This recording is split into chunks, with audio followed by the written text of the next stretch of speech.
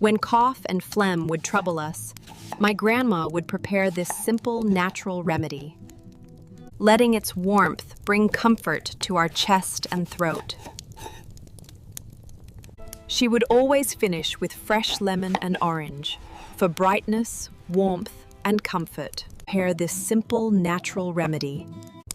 She would let it simmer slowly, allowing the warmth to draw out its healing goodness. Strain it warm, take a slow sip, and feel your throat gently comforted.